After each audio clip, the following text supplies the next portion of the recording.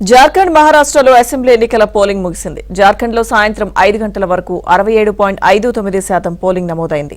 మహారాష్ట్రలో 58.22% పోలింగ్ జరిగింది. క్యూలో ఉన్న వారికి ఓటు వేసే అవకాశం కల్పించారు.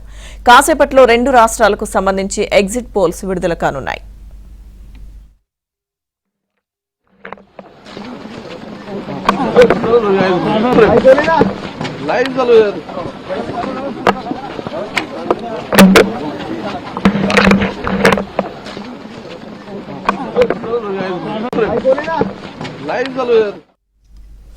మహారాష్ట్ర అసెంబ్లీకి సంబంధించి మొత్తం 288 స్థానాలకు పోలింగ్ జరిగింది. పలువురు రాజకీయ సినీ ప్రముఖులు తమ ఓటు హక్కును వినియోగించుకున్నారు.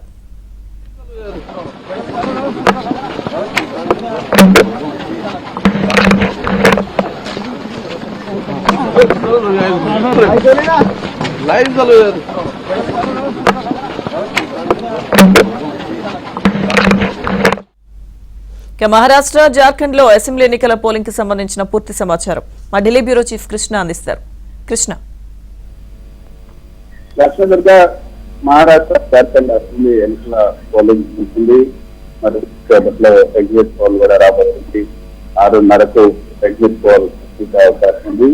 ఇక మహారాష్ట్ర జార్ఖండ్ లో గెలిపైన ఎన్డీఏ ఇండియా కూటమి ధీమాగా ఉన్నాయని చెప్పొచ్చు.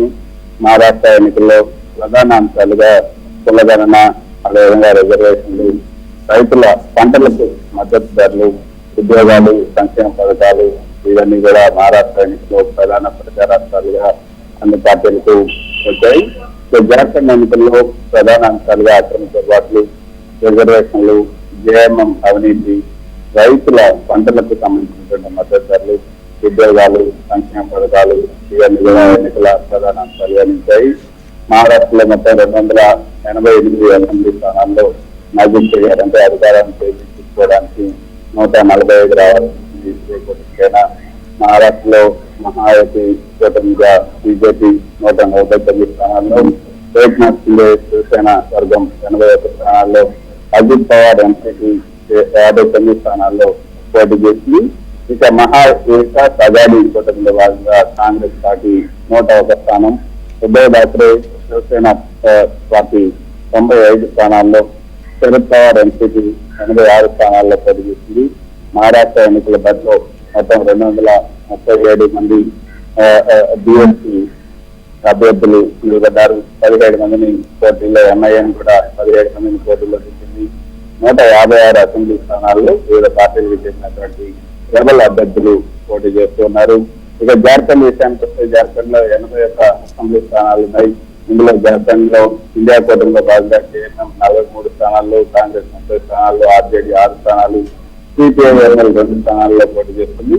ఎన్డీఏ కూటమిలో భాగంగా బీజేపీ 68 స్థానాలు, ఏజేఎస్యూ ఆల్ జార్ఖండ్ స్టూడెంట్ యూనియన్ 10 స్థానాలను, జేడీయూ 2 స్థానాలు, లోక్ జనశక్తి 1 స్థానాల్లో పోటీ చేస్తుంది.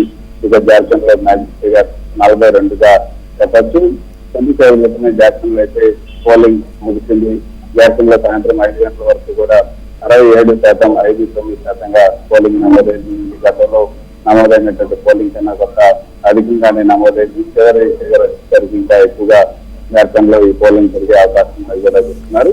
మహారాష్ట్రలో అయితే మరికొద్దిసేపు వరకు కూడా ఈ యొక్క పోలింగ్ కొనసాగుతుంది.